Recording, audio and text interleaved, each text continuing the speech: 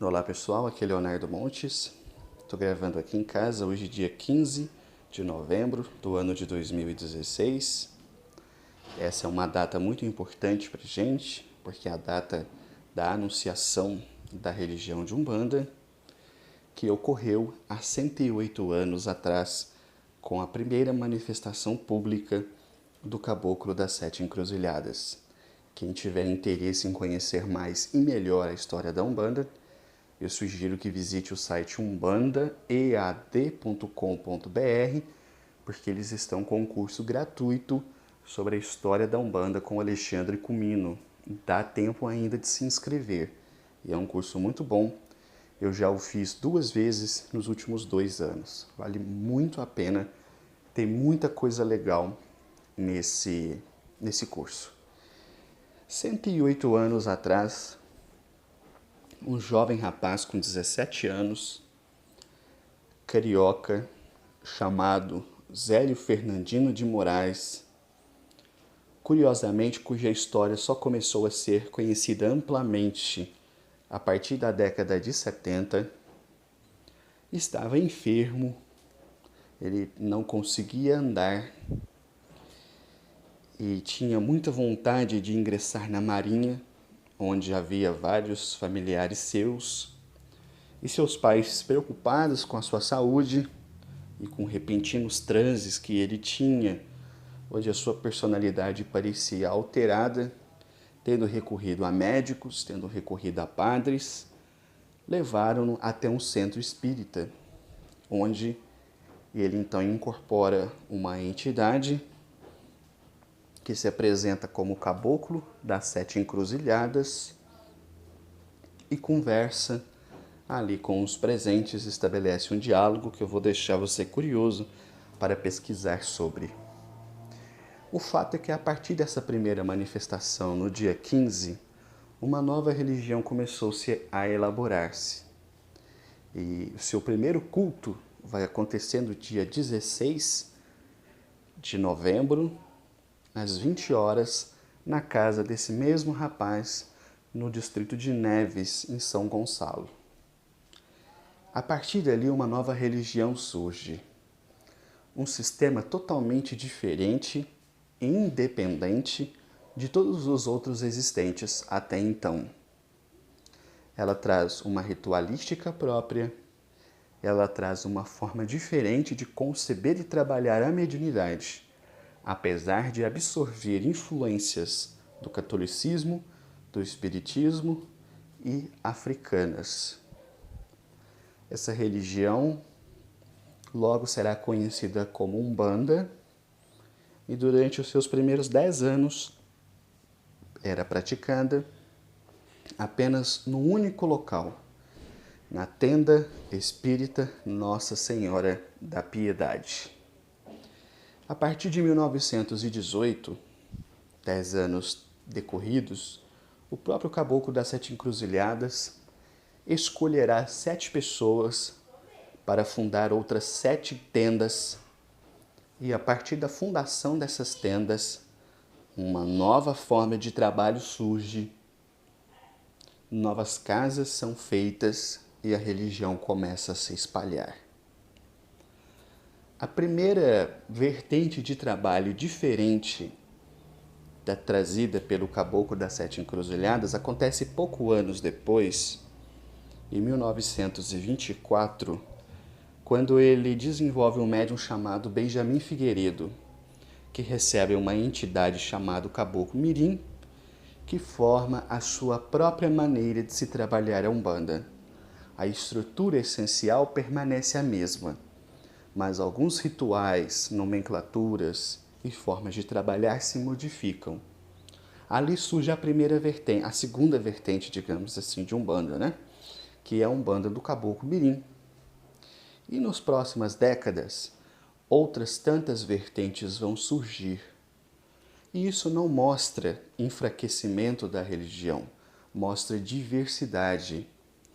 A gente sabe que dentro de um processo biológico, os indivíduos biologicamente mais fortes são aqueles quando há entrecruzamento de raças.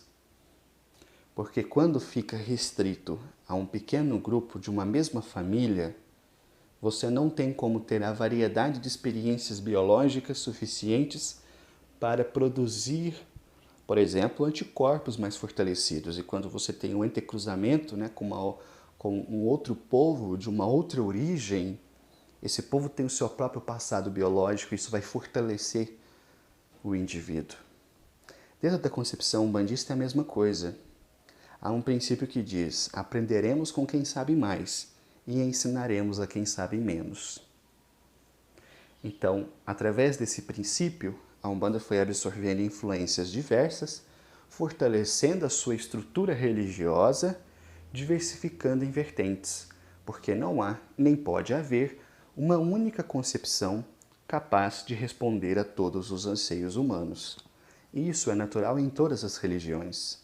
A gente vê, por exemplo, dentro do protestantismo, nós temos os pentecostais e os neopentecostais, e dentro de cada uma desses gêneros, nós vamos encontrar várias igrejas independentes que têm a sua forma específica de ver a Escritura.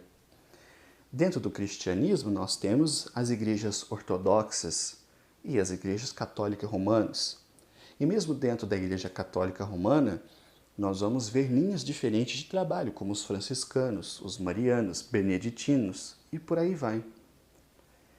Dentro do Espiritismo, apesar do esforço da Federação Espírita em unificá-lo, já é antigo os famosos místicos, os científicos, o pessoal da Confederação Espírita Pan-Americana, que defende um espiritismo laico, o pessoal de São Paulo, que segue o Edgar Armon, que trouxe um espiritismo mais evangélico. Então também há vertentes. Dentro da Umbanda não é diferente. E isso precisa ser entendido como um processo natural de compreensão humana, diferentes correntes para responder a diferentes anseios. Nós todos somos espíritos que têm um passado extenso, temos diversos aprendizados e caminhadas, e não tem como resumir tudo isso numa única fila, num único filamento de pensamento humano. Então é por isso que hoje nós temos Umbanda cristã, Umbanda branca, Umbanda kardecista, Umbanda homolocô, Umbanda esotérica e por aí vai. A base essencial da religião é a mesma.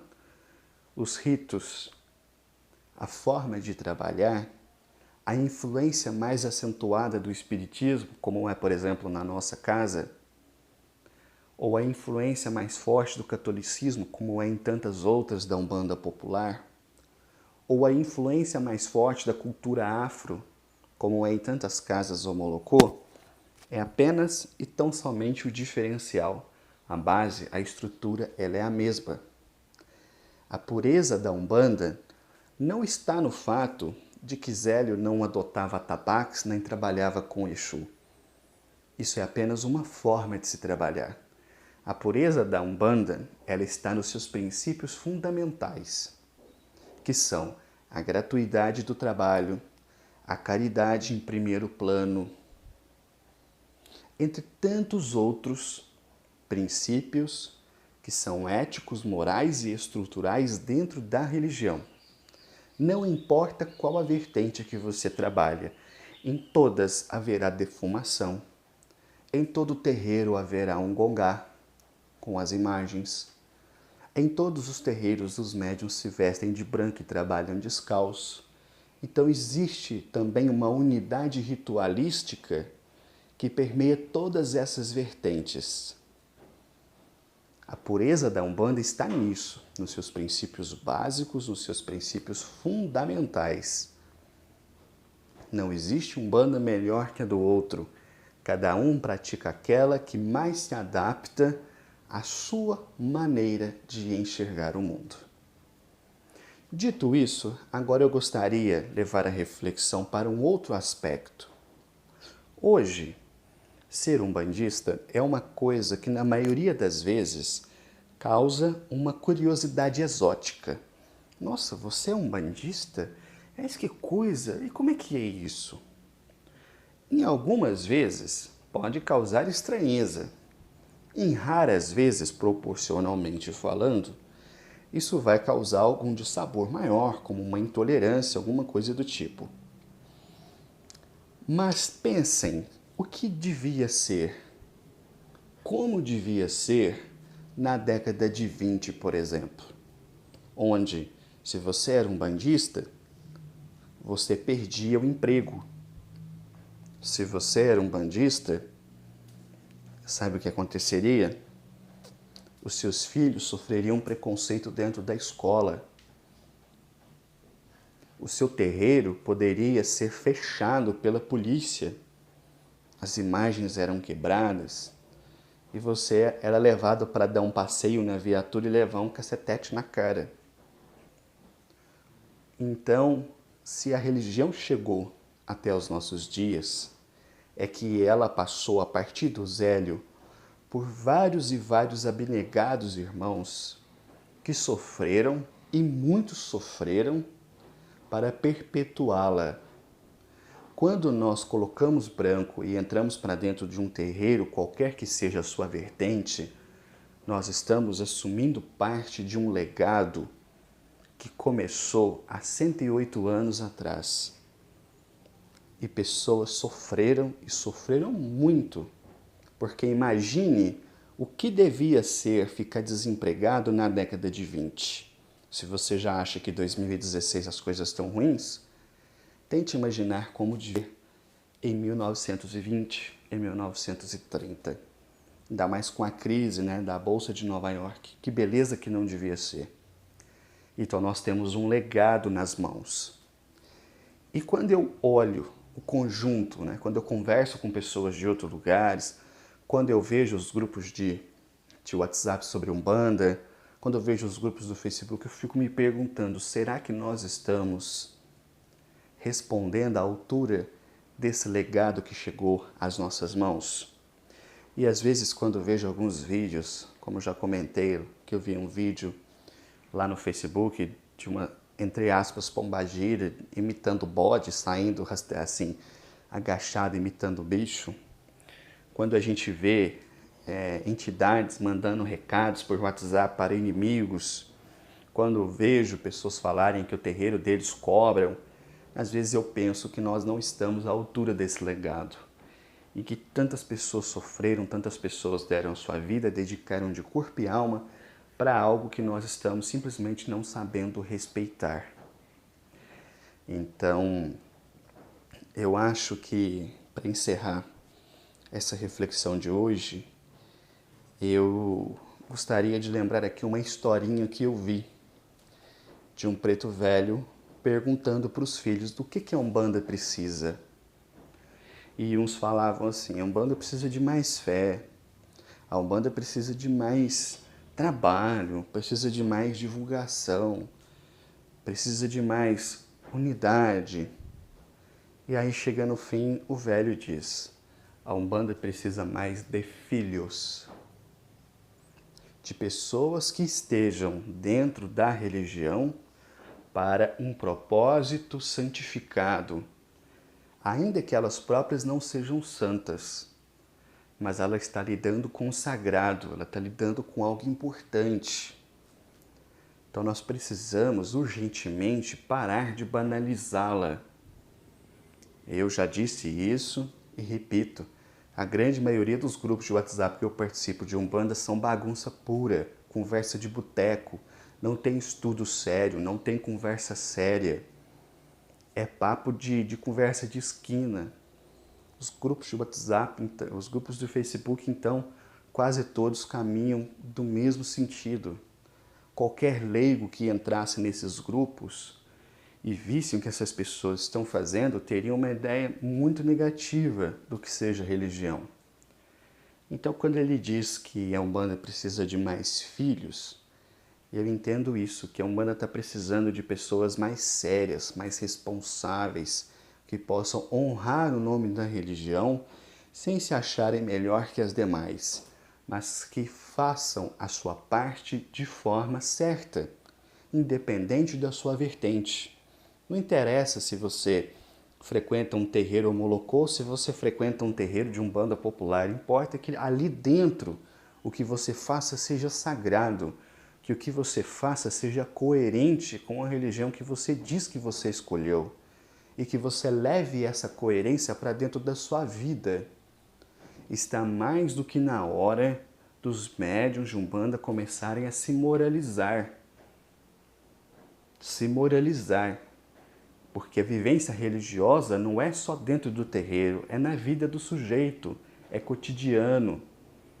Não adianta o cara ir lá incorporar o preto velho e falar em perdão e o médium botar o pé para fora do terreiro e falar em vingança. É incoerência pura. Então nós precisamos nos unir para divulgar mais a religião, sim. Nós precisamos nos unir para termos mais fé, sim. Mas nós precisamos, essa é a minha leitura pessoal, o que mais nós precisamos é de dar exemplo às pessoas e mostrar o quanto essa religião tem sido importante para a transformação do meu caráter.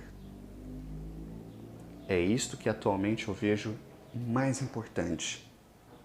Que hoje, então, nesses 108 anos da Umbanda, nós possamos todos refletir sobre a nossa prática, sobre a nossa conduta, avaliar onde nós estamos errando, procurar pensar no que nós podemos fazer para acertar e agradecer muito a esse espírito luminoso do Caboclo das Sete Encruzilhadas, que através de um rapaz, então com 17 anos, traçou os caminhos espirituais que mudou a nossa vida. Então, salve a nossa Umbanda, salve o Caboclo das Sete Encruzilhadas, salve o Zélio de Moraes. Muito obrigado por tudo que vocês fizeram e que nós possamos ser dignos de fazer a nossa parte. E que assim seja.